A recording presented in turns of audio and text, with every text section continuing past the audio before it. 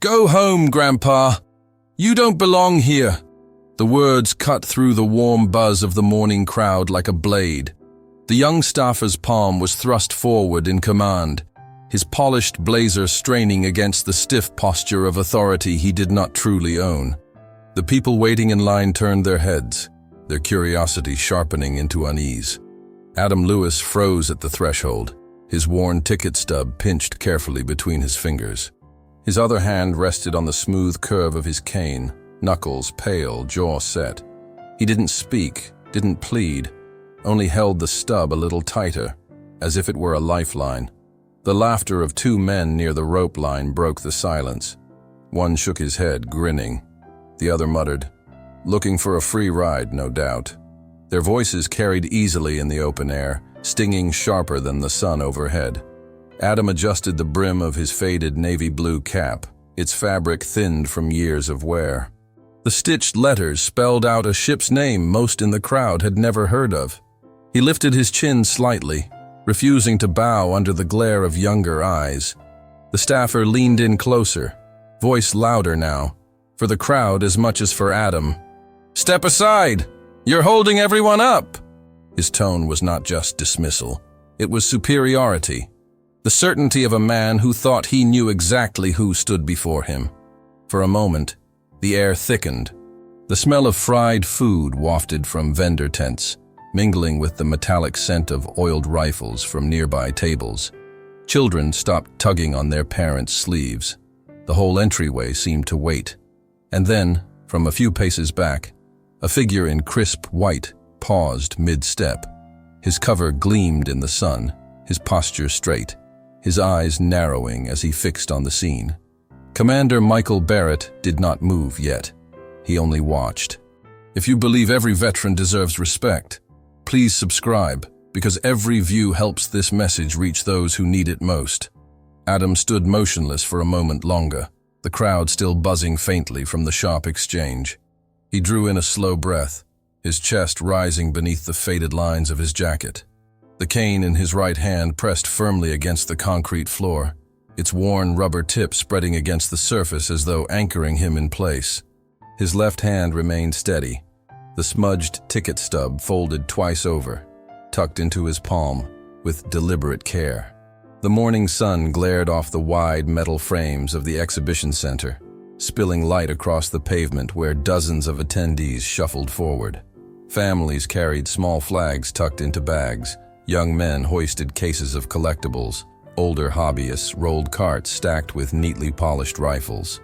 Around them, conversation flowed in bursts of laughter, in the familiar language of enthusiasts comparing calibers, wood grains, and prices. Yet Adam's world was quieter. His focus lingered on the edge of the stub, the paper creased and soft from fingers that had handled it too many times. The stub was not merely entry. It was ritual. He always folded it twice, never once or thrice, and pressed it flat against his thigh before showing it at the table.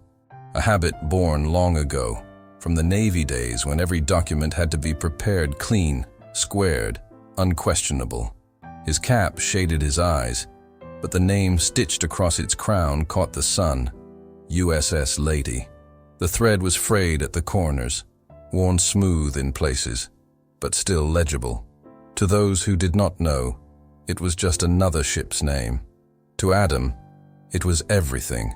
A marker of years when the ocean had been both cage and horizon, when discipline had been a language stronger than words.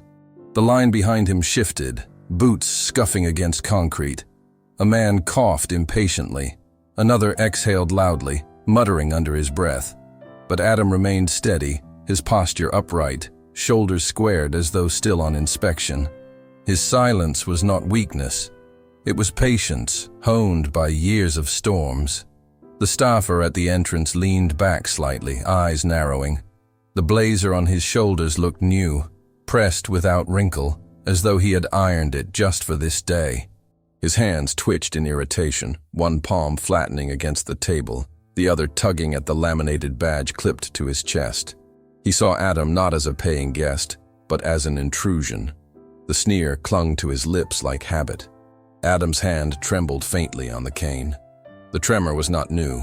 It had grown sharper over the years, sometimes leaving him fumbling with laces or buttons. But he had trained himself to move slowly, carefully, with precision. Every motion now mirrored drills from long ago, never rushed, always deliberate.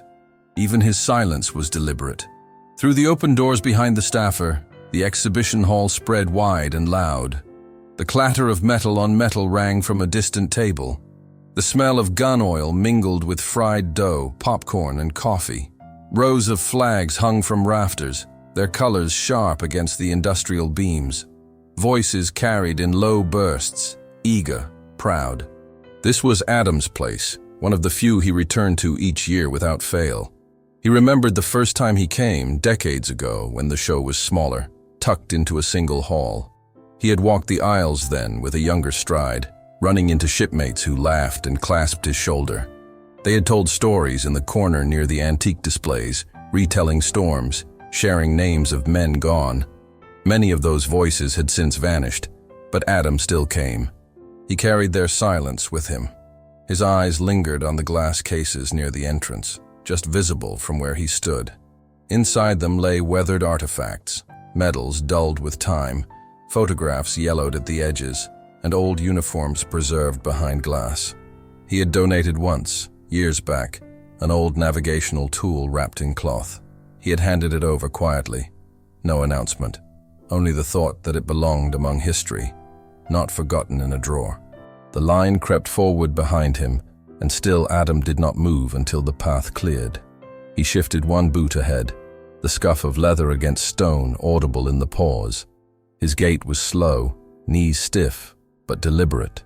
He approached the table with the same careful rhythm he had used climbing ladders at sea, one hand steadying, the other carrying the ticket like an offering. The staffer's eyes rolled toward the stub. He didn't glance long enough to read it.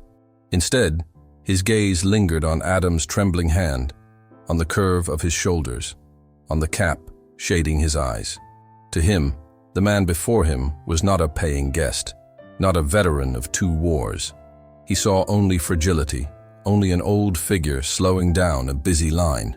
And so his voice had sharpened earlier, not to enforce order, but to assert superiority. Adam placed the stub on the table with precision, flattening it under his fingertips before sliding it forward. His movements were exact, as though laying out a map for navigation. His silence lingered, steady. He did not demand to be heard. He allowed the paper to speak for him, as it always had.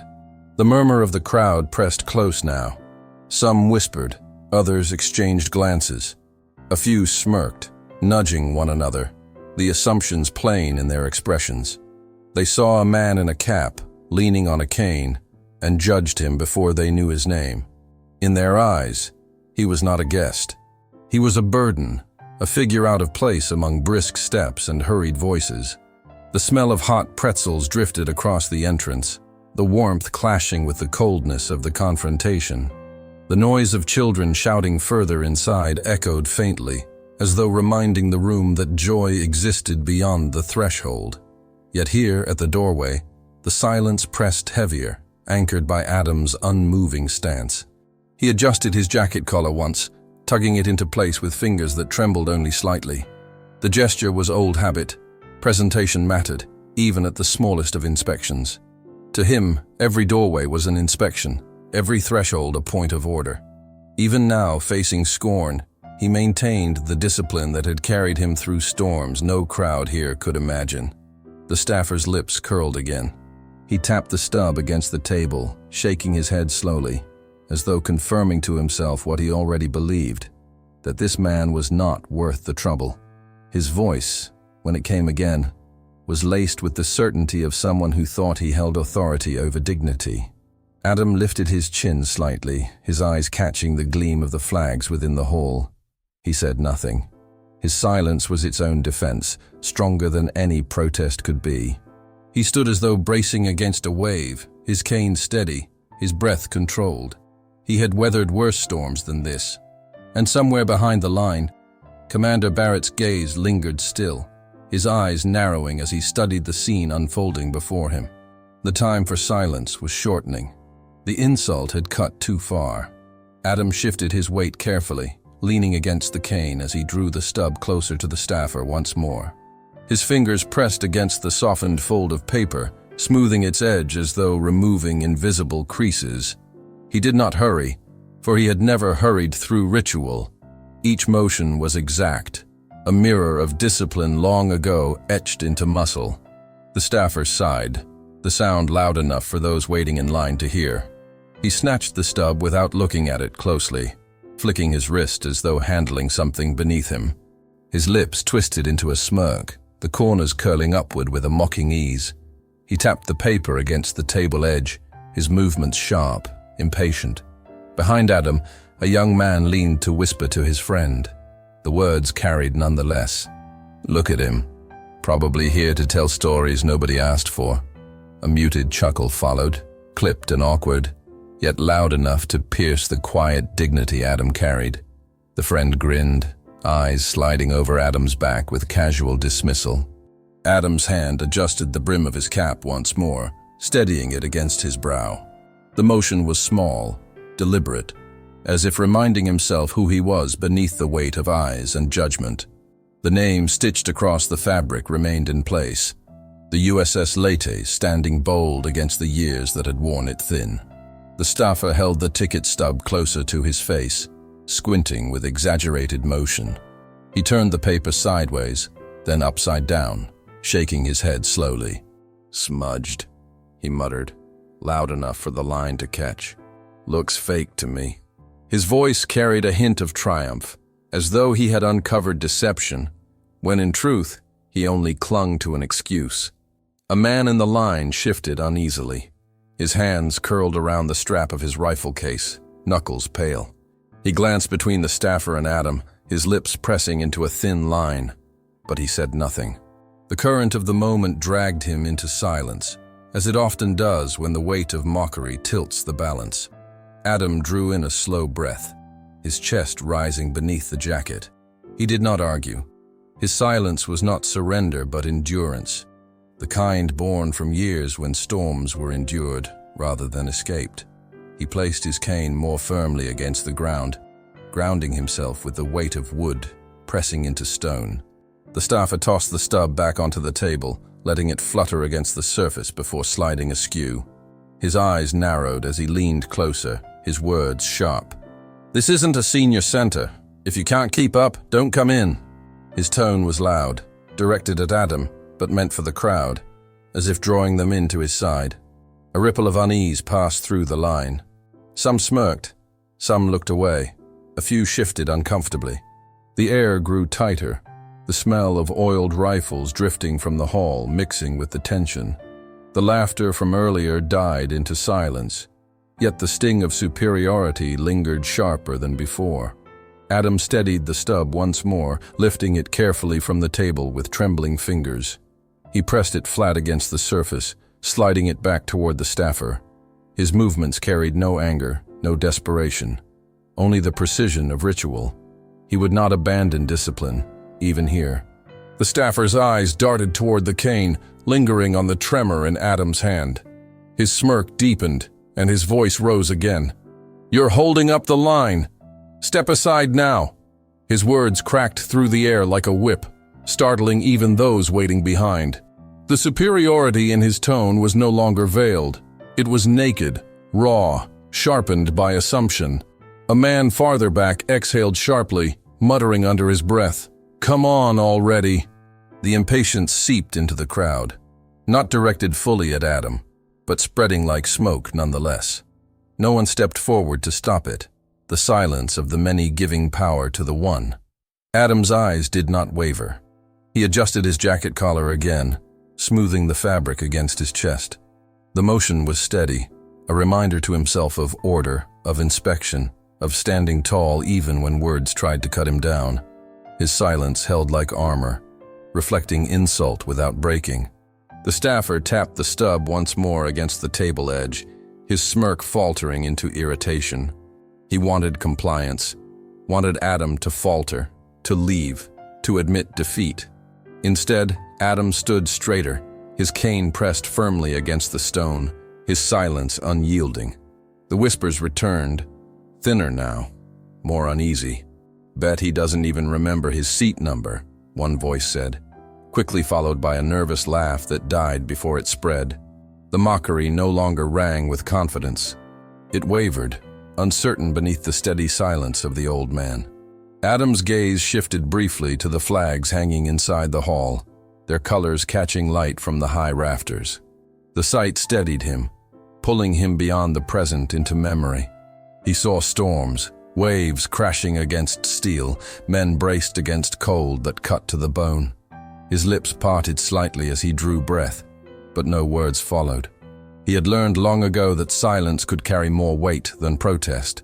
The staffer leaned back, folding his arms across his chest.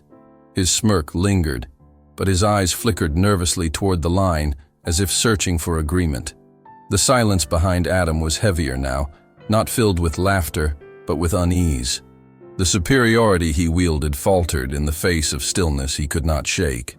Adam pressed the stub once more toward the staffer, his hand steady despite the tremor. The discipline of years guided the motion. He had presented orders in storm, had carried reports through chaos. A ticket stub at a table was no different. It was duty, ritual, respect for process. He would not let it crumble under insult. And from the back of the line, Commander Barrett's gaze remained fixed.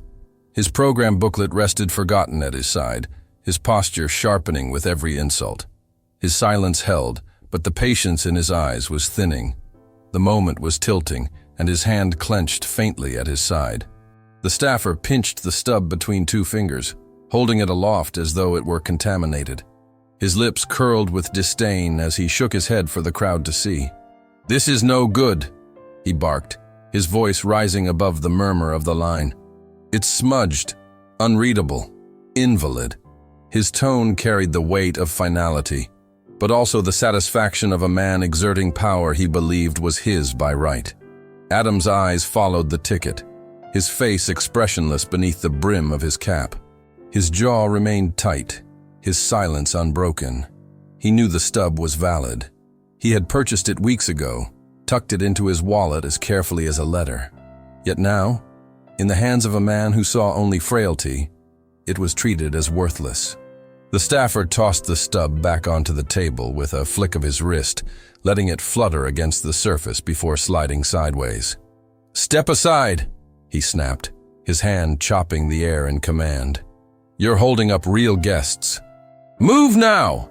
His words cracked sharp and loud, cutting through the ambient hum of the show like a whip. A ripple ran through the line. Some shuffled their feet, eyes darting elsewhere. Others smirked faintly, amused by the spectacle. A pair of younger men at the rope line chuckled openly, one muttering, "Bet he just wanted in for free." Their laughter was nervous, but it found oxygen in the silence of the crowd. Adam pressed the stub flat against the table once more, his fingers trembling but precise. He slid it forward with care, as though presenting orders to a commanding officer. The gesture was not defiance, but ritual, the discipline of a man who still believed in process even when mocked for it. His silence did not waver. The staffer leaned forward, his blazer pulling tight against his shoulders. His voice grew louder, meant for the crowd as much as for Adam.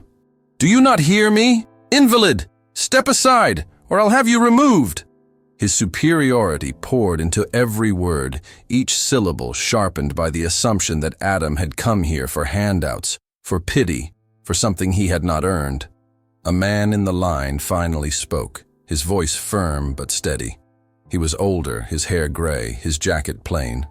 "I know this man," he said, stepping forward a pace. "He comes here every year. He belongs inside more than most of us." His eyes narrowed at the staffer, his tone edged with restrained anger. The staffer snapped his head toward the speaker, his smirk hardening into scorn. "Not your concern, sir.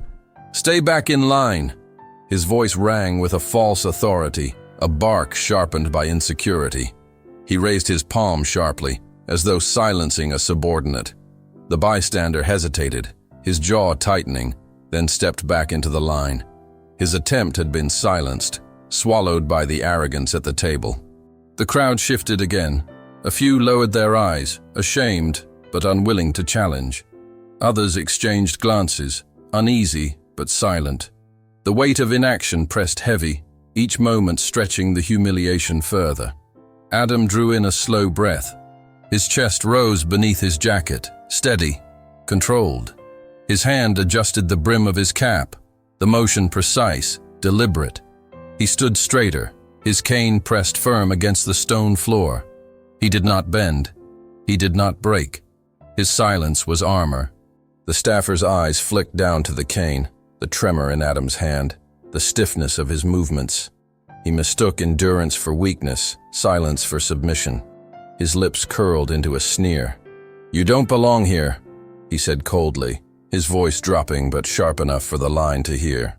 "Go home before you embarrass yourself further." One of the younger men in line chuckled again, louder now, emboldened by the staffer's words. "He probably doesn't even remember what year it is," he said, grinning at his friend. Their laughter grated against the silence, filling the space where respect should have been.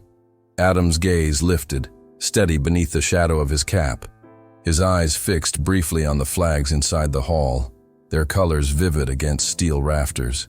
The sight anchored him, pulling him through memory. The ocean spray against his face, the steel deck beneath his boots, the voices of men braced against storms. His silence held. The staffer slammed his palm flat against the table, the sound sharp and echoing. "Enough!" he barked, his tone harsh. "Step aside! Last warning!" His words echoed in the entrance, bouncing off the metal doors and silencing the faint chatter beyond. The line froze, all eyes fixed on Adam. Some faces burned with shame, others with unease. The laughter had died, leaving only the staffer's voice hanging in the air like smoke. No one moved. No one spoke. The old man stood alone, yet unbowed. Adam adjusted his jacket collar once more, his fingers smoothing the fabric against his chest. His movements were slow but steady, filled with the discipline of years when uniform and bearing mattered more than words. He stood with dignity, even as insults surrounded him. The staffer's chest rose sharply, his arrogance swelling in the silence. He mistook the stillness of the crowd as approval, the silence of Adam as weakness. He straightened his shoulders, his smirk returning as though he had won. And still, Adam Lewis did not flinch. His silence cut sharper than protest, heavier than argument. He stood as though rooted to the stone, the storm raging against him, but unshaken.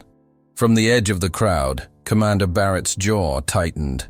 His hand closed into a fist at his side, the crisp white of his uniform stark against the blur of color. His silence was thinning, the weight of the moment pressing him forward. The insult had gone too far. Adam stood with his shoulders squared, the brim of his cap pulled low, his silence a shield against the sharpness of the words hurled at him. His cane pressed firm into the concrete floor, its tip rooted like a post driven into earth. He did not move back, did not retreat. Instead, he shifted his weight slightly, steadying himself as though bracing against a wave. The stub lay on the table again, folded twice and pressed flat with trembling fingers. Adam's hand lingered on the paper, the tremor of age visible, but the intention steady. The care with which he touched it mirrored the same precision he once gave to navigation charts.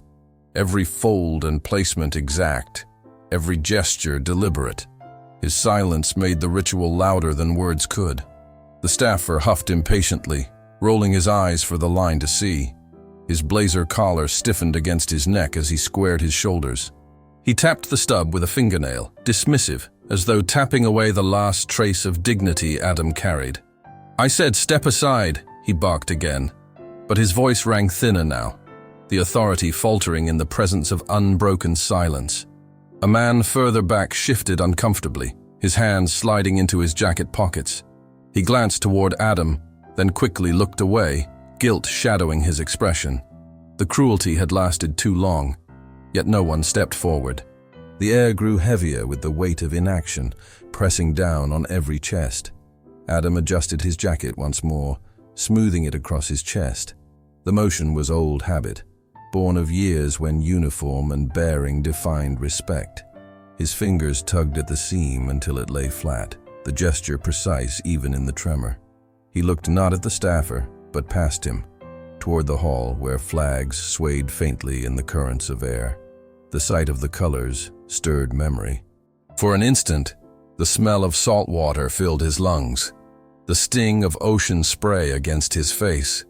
He remembered the deck shifting under his boots, the sky low with storm, and the sound of men bracing against the cold.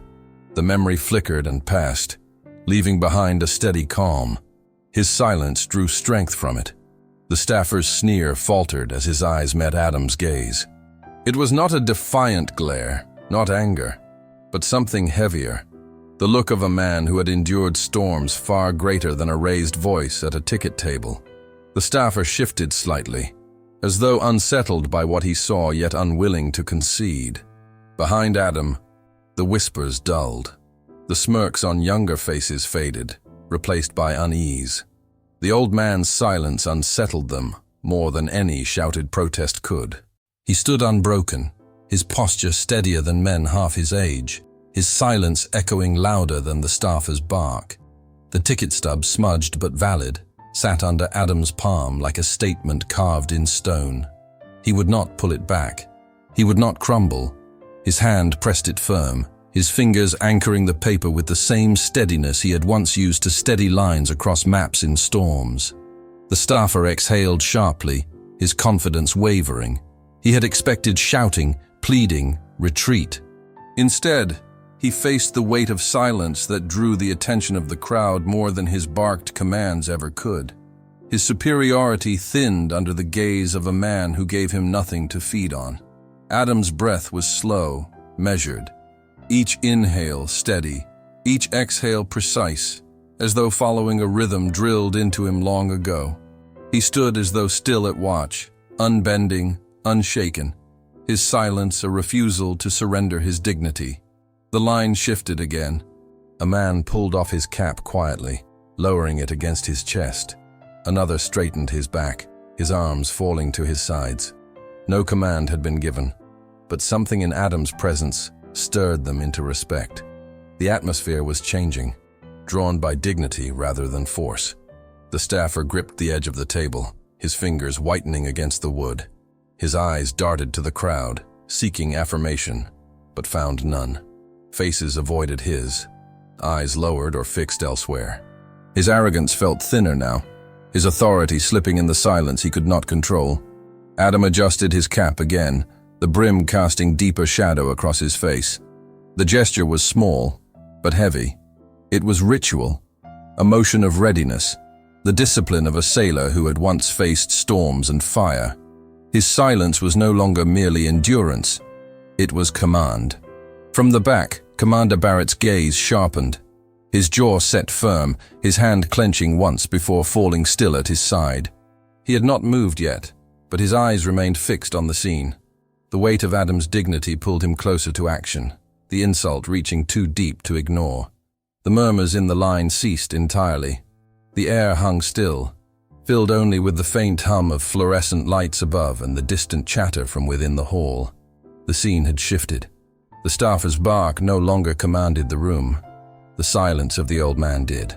Adam's cane pressed against the stone once more, steady as a mast in storm.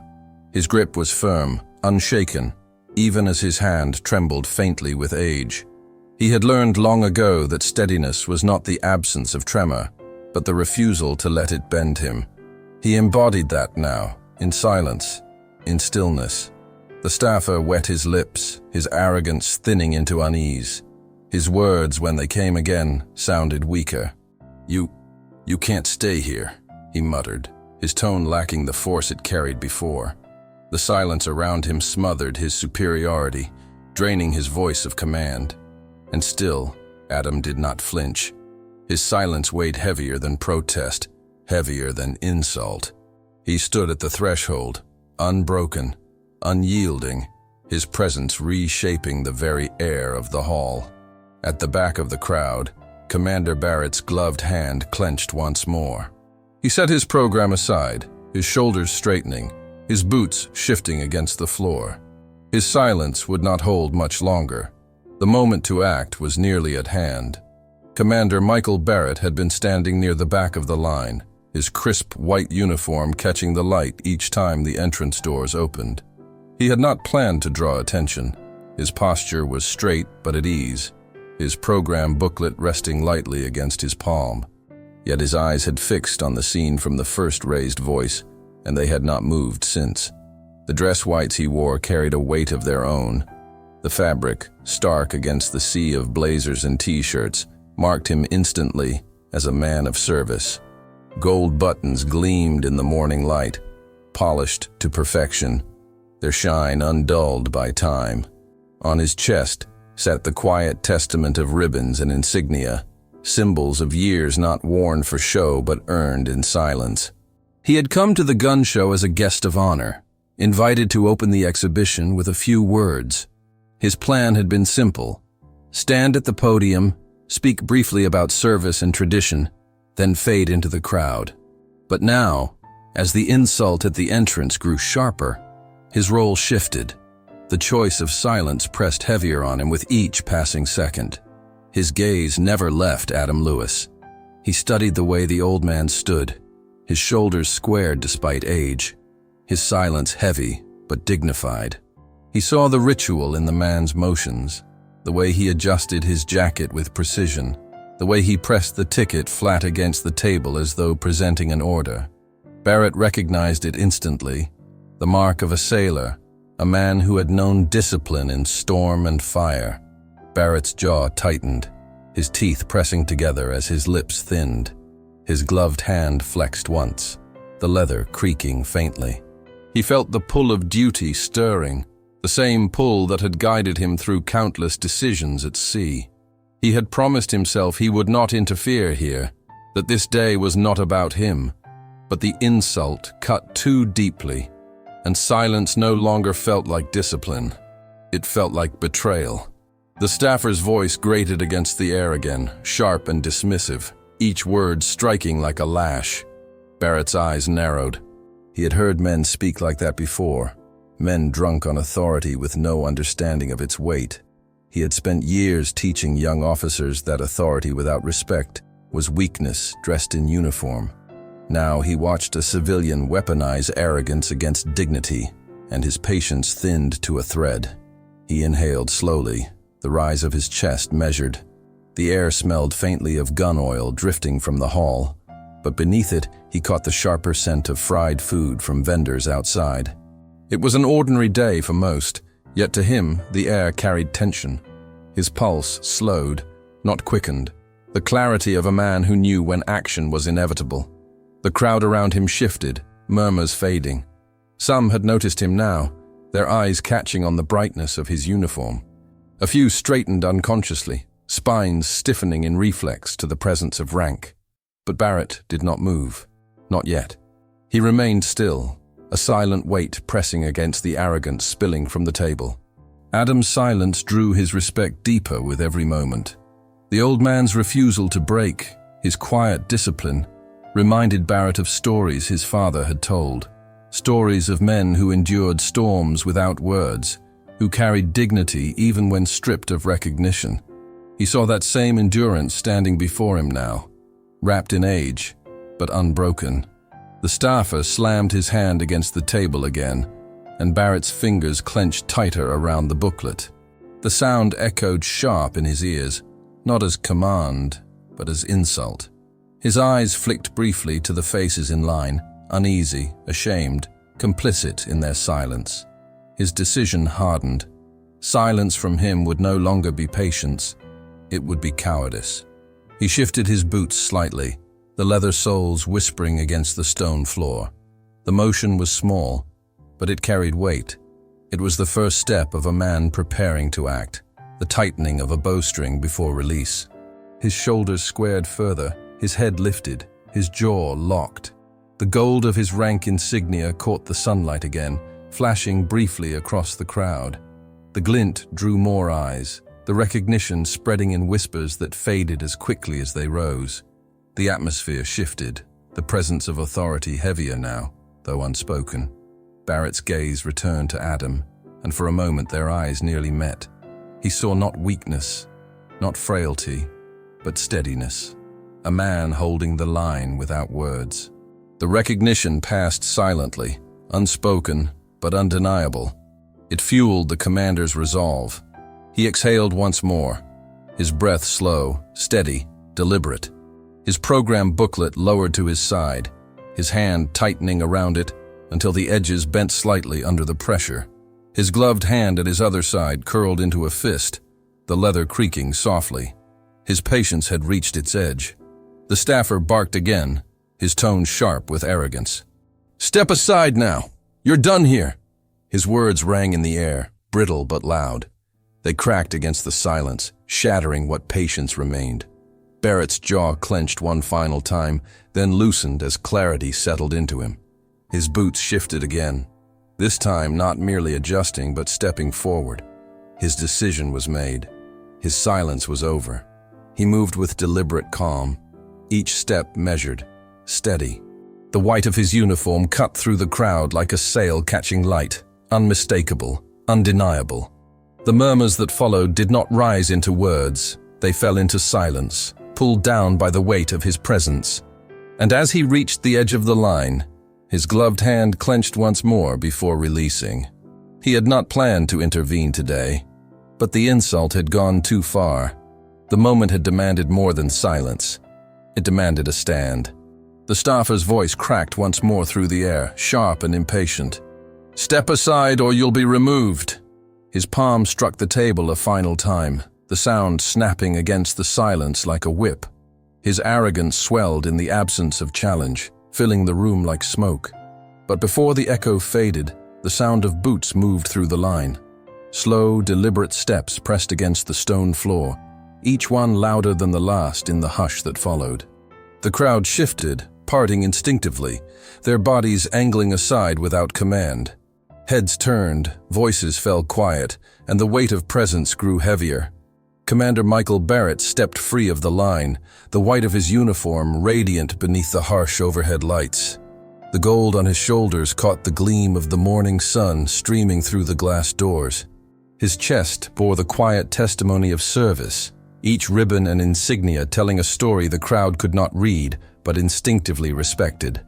His boots struck the ground in measured rhythm, a cadence born not of parade, but of duty.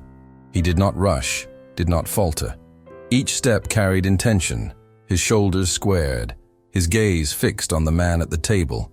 The murmurs of the crowd died into stillness, the very air leaning toward him. The staffer's mouth opened slightly, words forming but unspoken as recognition flickered across his eyes. He shifted back half a step, his posture stiffening, the smirk faltering as the authority he clung to thinned beneath the weight of real command. Adam turned his head slowly, his gaze lifting beneath the brim of his cap. His eyes met the figure in white, steady, silent. For a moment the years fell away, and he saw not a stranger, but a brother in arms, younger, newer, but cut from the same cloth. His hand steadied against the cane, the tremor fading into stillness. Barrett reached the table, his gloved hand lowering with precision. He picked up the smudged ticket stub, lifting it with care. The paper, bent and softened by time, rested easily in his hand. He brushed it flat against the table, his movements deliberate, respectful, as though handling something sacred. The crowd held its breath. The act was small, but its weight pressed across every chest. No one spoke, no one moved. The simple motion of flattening a ticket had shifted the balance of the entire room. Barrett's voice followed, steady, quiet, but resonant. "This man enters." The words were not shouted, not barked. They were spoken with calm authority, a declaration that needed no volume. The stillness of the room carried them louder than any command could. The staffer's lips parted, his throat tightening around words that would not come. His chest rose sharply, then fell. He looked to the crowd for support, but found only lowered eyes, tightened jaws, and silence that no longer belonged to him. His power had evaporated, stripped away not by force, but by dignity. Adam's hand lifted slightly from the cane, pressing gently against the brim of his cap. The gesture was small, but it carried weight, acknowledgement, respect, gratitude, unspoken. His eyes did not waver from Barrett's. The bond between them solidified in silence. The crowd seemed frozen, their posture altered unconsciously. Some straightened, their spines stiff as though standing in formation. Others lowered their heads slightly, a gesture of respect that needed no instruction. The air was no longer heavy with mockery. It was heavy with recognition. Barrett kept his gaze fixed on the staffer, his expression calm but unyielding. He had not raised his voice, had not needed to. His presence alone was rebuke enough. His words still hung in the air, firm and immovable. "This man enters." The staffer shifted uneasily, his hand twitching against the edge of the table. His arrogance shrank into silence, his superiority hollow in the face of authority. The crowd's eyes no longer followed him. They followed the officer in white and the old man who stood beside him. Adam remained still, his cane pressing steady against the stone. His silence held, but it no longer carried the weight of isolation. It was reflected now in the silence of the crowd, mirrored in the calm authority at his side. His dignity had been affirmed, not by words, but by presence. Barrett placed the ticket stub gently back onto the table, his gloved hand lingering for a moment. The paper lay flat, undeniable, valid. He looked once more at Adam, and the faintest nod passed between them. No words were needed.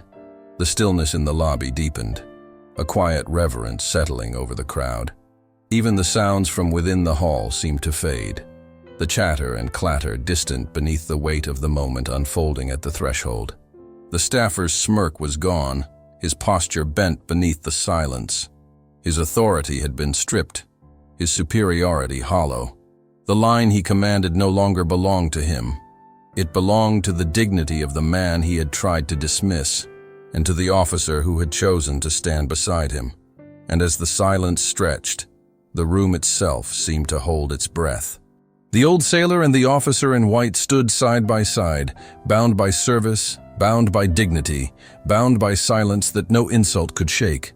Adam's eyes lifted slowly beneath the brim of his cap, steady and unbroken. Across from him, Commander Barrett's gaze held firm, his expression calm but charged with quiet resolve. The moment stretched, their silence filling the air with more weight than 100 shouted arguments could ever carry. The smudged ticket stub lay flat on the table, its creases smoothed beneath Barrett's gloved hand. It no longer looked worn or uncertain. In that instant, it became a symbol, not of paper, but of recognition. A passage earned through sacrifice, undeniable, unassailable. The crowd held still, every breath shallow, every movement paused. No one dared to speak. The authority of the moment was too heavy, too sacred. A murmur might shatter it, a chuckle might stain it. And so they waited, suspended in the silence between two men bound by service. Adam's hand rose just slightly, touching the brim of his cap. The gesture was subtle, but its meaning rang clear. Acknowledgement, gratitude, brotherhood. It was not a salute, not yet, but it carried the weight of one. His fingers lingered there before lowering once more to steady against the cane. Barrett responded not with words, but with a slight nod, his chin dipping in quiet affirmation. The gesture was deliberate, the kind of acknowledgement only one sailor could give another. No applause followed, no cheers. The silence itself was honor enough. The staffer at the table shifted uneasily, his fingers curling against the wood. His smirk had vanished completely, replaced by a faint pallor that crept across his cheeks. His superiority had drained, leaving him small against the dignity standing before him. He looked away, unable to meet the weight of Adam's silence or Barrett's calm gaze. A boy in the line, no more than 12, tugged at his father's sleeve.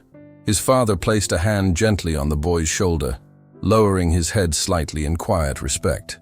The child stilled, sensing without explanation that something important was unfolding. The murmurs of the hall beyond seemed to recede further. muffled as though held at bay by the gravity at the entrance. The flags hanging overhead swayed faintly in the current of air, their colors bright against steel beams, silent witnesses to the shift in the room. Adam breathed slowly, the rhythm steady, controlled.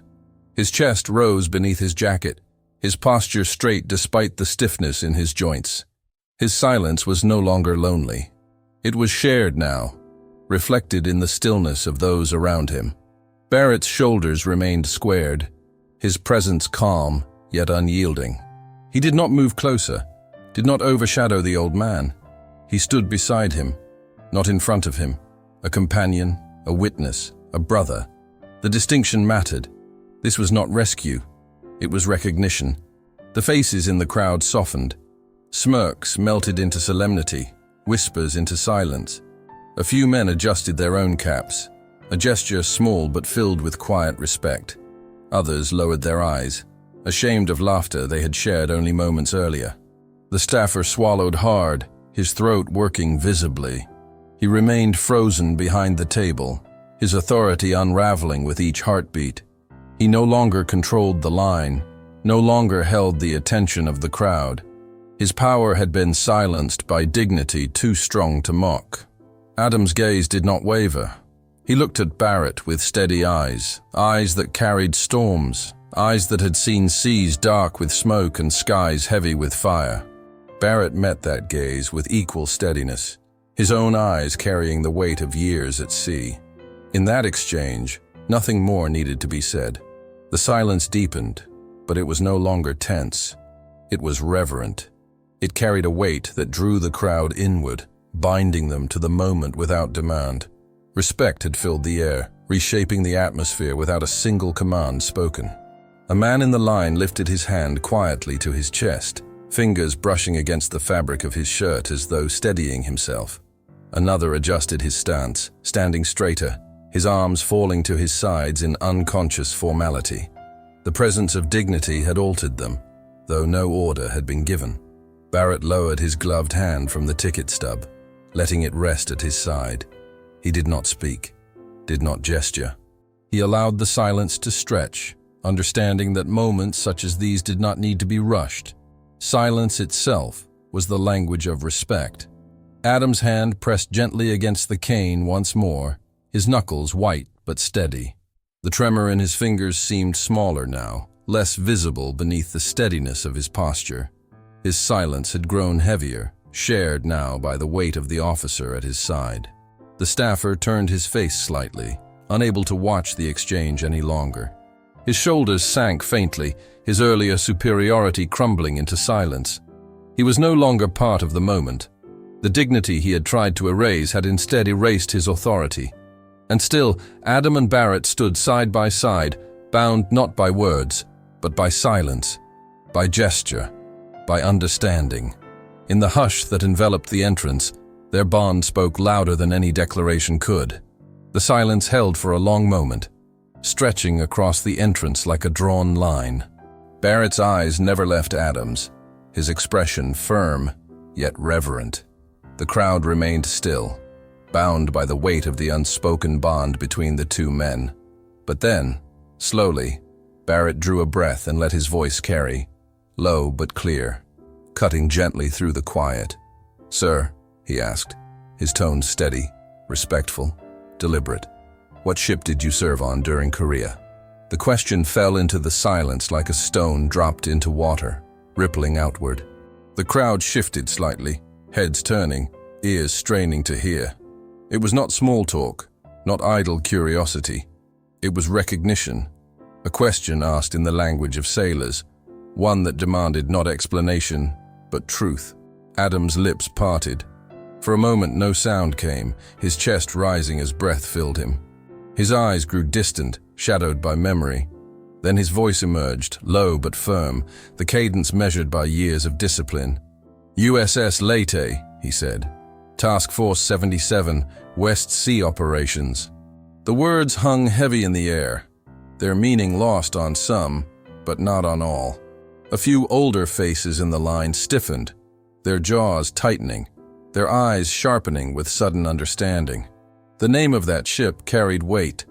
Not just steel and rivets, but storms endured, battles fought, sacrifices unforgotten. Barrett's eyes widened, his chest tightening. He inhaled deeply, his voice quiet but thick with reverence as he answered. "My father told me about the men of the Lady," he said. "Said they never quit. Not in storms, not in fire. Said they were made of iron." His words trembled slightly at the edges, not with weakness, but with respect too deep to contain. Adam's hand steadied against his cane, the tremor fading as he straightened subtly at the recognition. His gaze did not falter. His silence returned, but it was no longer lonely. It was filled now with the echo of words that carried his past into the present. The staffer's face drained of color. His lips parted slightly, his arrogance collapsing into a blank expression of disbelief. He had dismissed Adam as frail, as an intrusion, as a man seeking handouts. But now the truth weighed heavier than his words could carry. He had tried to deny entry to a sailor who had served on a ship whose name still echoed in history. The crowd seemed to lean closer without moving, their eyes fixed on Adam. Whispers stirred at the edges, faint but reverent. The name of the ship passed quietly from one to another, soft but steady, like a wave moving through the hall. Adam drew in another breath, his chest rising. His eyes flickered briefly to the flags above the hall, their colors sharp against steel beams. In that moment he did not see banners of cloth. He saw the signal flags once hoisted against the mast, the sea stretching endless beyond. The memory steadied him, anchoring him in the present as it had anchored him then. Barrett lowered his head slightly, a gesture of respect not often given by one of his rank. His voice followed, quieter, as though meant only for Adam, though the crowd heard every word. "It is an honor to stand beside you." The air thickened with reverence. The chatter from within the hall seemed distant, almost muted. The crowd's silence grew heavier, reshaped now by the weight of history laid bare. No one laughed, no one smirked. The old man in the cap was no longer frailty before them. He was legacy. The staffer's hands slipped from the table, falling uselessly at his sides. His blazer seemed too tight, too small against the weight pressing down on him. His eyes darted briefly to the crowd, seeking support, but none returned his gaze. He was alone now, stripped of the superiority he had wielded so freely moments earlier. Adam stood taller, his posture straighter despite the stiffness in his joints. His silence spoke louder than ever, filled now with the echo of recognition. The tremor in his hand seemed diminished, replaced by steadiness, drawn from dignity restored. Barrett's voice carried once more, calm and clear. "You have stood longer than most men ever could," he said, "and today you will not stand alone." His words resonated, filling the silence with a depth that needed no applause, no echo. The crowd remained still, but their faces softened, their eyes brightening with respect. Some adjusted their stance unconsciously, standing taller, their chests lifting slightly as though in formation. The atmosphere had shifted entirely, from mockery to reverence, from dismissal to honor. Adam lowered his gaze briefly, his eyes shadowed with memory. He thought of the men who had stood with him on the Lady, of voices lost to time, of names carried silently in his heart. His lips parted, but no words followed. His silence was tribute enough. The weight of the revelation hung in the air, undeniable, unshakable. The man who had been dismissed as frail now stood revealed as a sailor of storms, a bearer of history, a survivor of seas that had claimed many. No one could look at him as they had before.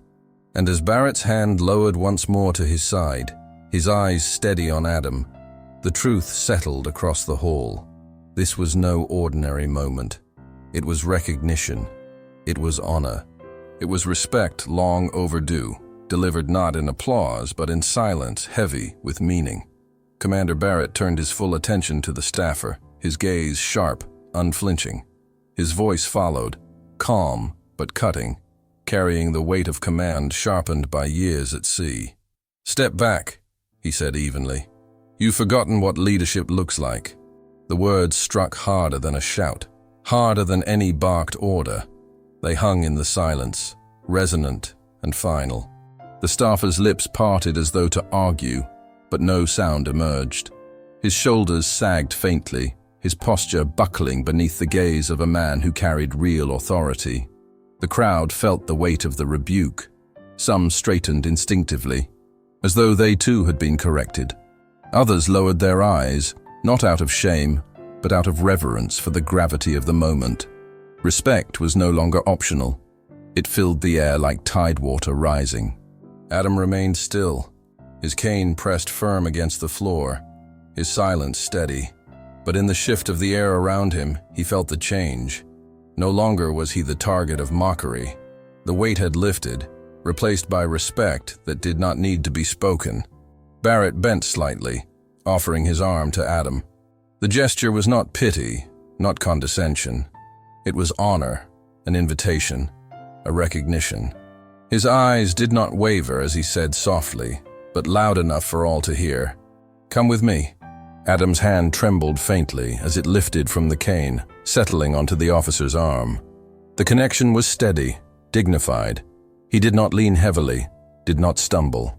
He accepted the gesture as one sailor accepts another, equal brother, bound by service. The staffer stepped back slowly, his hands limp at his sides. His superiority, once wielded like a weapon, was gone. His face burned with the realization of what he had done, but he said nothing. The silence of the crowd pressed heavier on him than any reprimand could. The murmurs began then, soft and reverent. A man in the line whispered the name of the laity again, passing it to the next, the syllables carrying weight like prayer. Another adjusted his cap, pulling it firmly against his head in quiet salute. The transformation spread through the crowd like a tide, unspoken yet undeniable. Barrett guided Adam forward, each step deliberate, slow. The crowd parted without instruction, men and women stepping aside with lowered heads, creating a path that led directly into the hall. No applause rose, no cheer. The silence of reverence was the only sound. As Adam passed, eyes followed him, not with pity, but with respect. Younger men, who had smirked earlier, now stood rigid, their expressions softened, chastened. The boy at his father's side straightened unconsciously, watching with wide eyes as though witnessing something sacred. The staffer lingered by the table, his face pale, his blazer suddenly too stiff, too small. He no longer looked like a man in charge. He looked like a man stripped of arrogance, left to confront the hollowness of his superiority. Adam's cane tapped gently against the stone floor with each step, the sound rhythmic, steady. It echoed in the silence, a cadence of dignity. Each tap was louder than laughter, stronger than mockery, heavier than insult. Barrett walked beside him, his posture tall, his presence unwavering. His hand remained steady beneath Adam's arm, not to hold him up, but to walk with him. The distinction mattered. This was not rescue. It was recognition. The path opened wider as they entered the hall. Flags swayed faintly overhead, their colors catching in the artificial light. Glass cases reflected their image, artifacts gleaming faintly as though acknowledging the moment. The space itself seemed to shift, the very air altered by respect. The crowd within the hall turned to see, their conversations fading. Eyes caught the sight of the officer in white, walking beside the old sailor in the cap. Silence rippled outward, spreading across the aisles until even the vendors paused, hands resting motionless on tables. Adam's gaze lifted, his eyes catching the display of naval artifacts near the entrance. He saw uniforms preserved behind glass, photographs faded but proud, medals dulled by time. His lips parted slightly, breath slow. The sight was not new to him, but the way he entered now was. He was not invisible, he was seen. Barrett's voice rose once more, calm but resonant, carrying into the hall. "From this moment forward," he said, his tone firm yet even, "any man who served aboard the laity will never wait in line here again." His words landed heavy, not as suggestion, but as order, an authority none dared dispute. The The crowd absorbed the declaration in silence. No one questioned, no one resisted. Heads nodded subtly, eyes softened, shoulders straightened. The precedent had been set. Quiet, solemn, permanent. Adam stepped fully into the hall, his cane tapping against polished stone. The crowd behind him remained still, watching as he disappeared into the displays of history. No one spoke. The silence was the honor. The recognition had been delivered not with ceremony, but with dignity. A week passed, and the gun show's doors opened once more. The morning sun spilled across the pavement, glinting on the metal frames of the entrance, casting long shadows of the waiting crowd. Families gathered with bags slung over their shoulders. Collectors carried cases. Voices rose in bursts of excitement.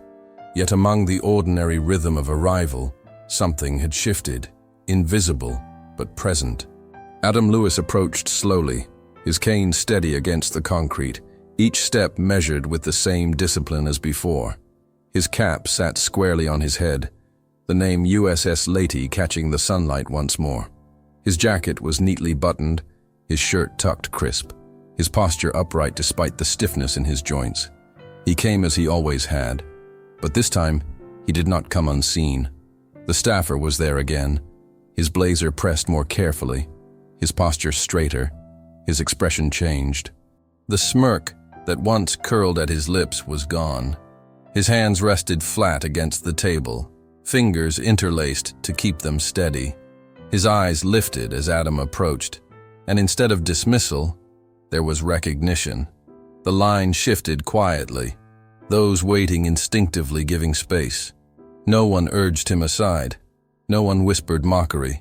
Eyes followed him, not with impatience, but with patience, their silence shaped by the memory of the moment a week before.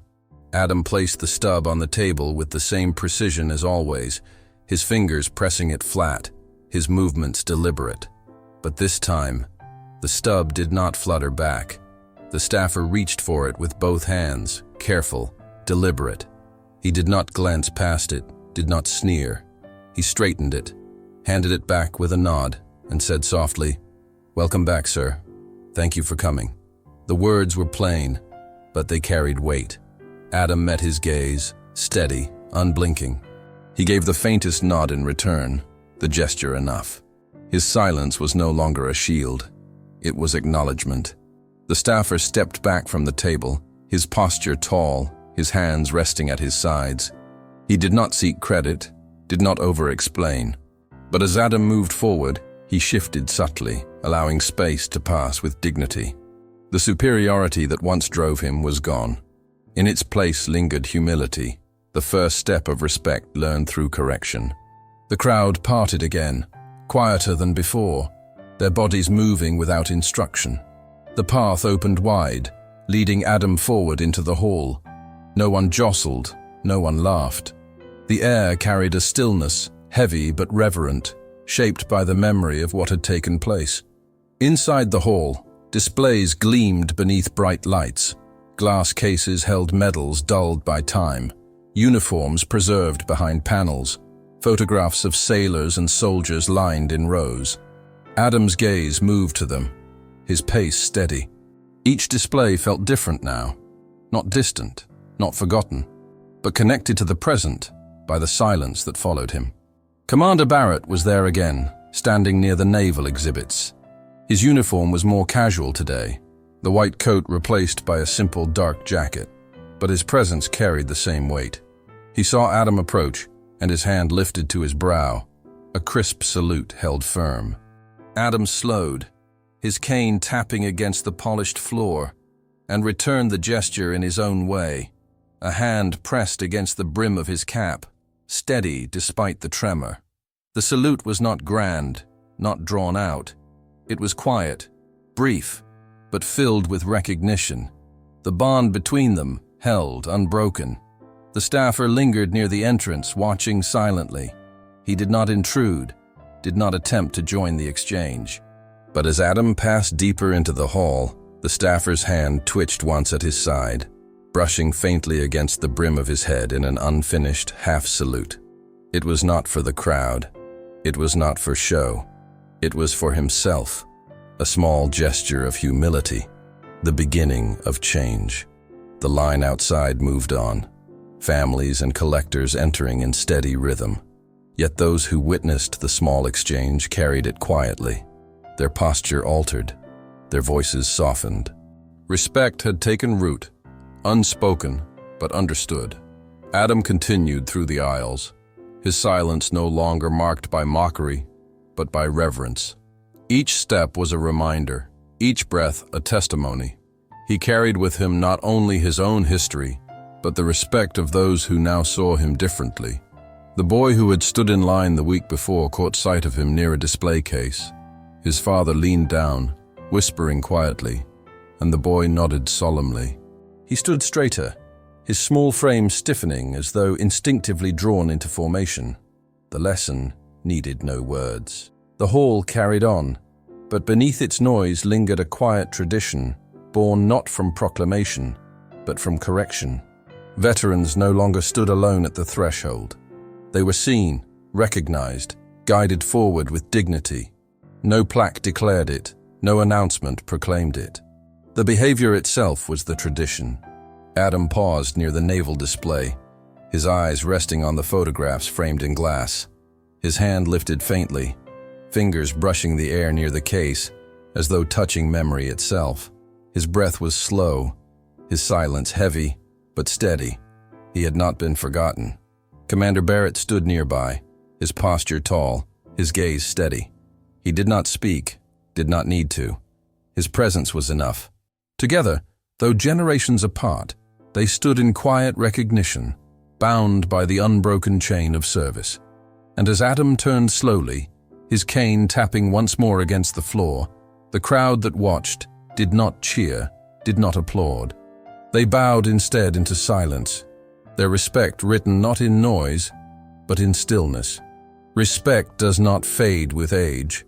It grows heavier, and it must be carried by those who follow.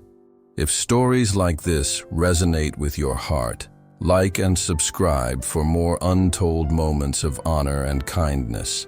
Let us know where you are watching from, and if this moment brought back memories you carry with you. The best way to honor their memory is to keep listening. Click on the suggested video now, and we'll walk together through another untold chapter of courage and sacrifice.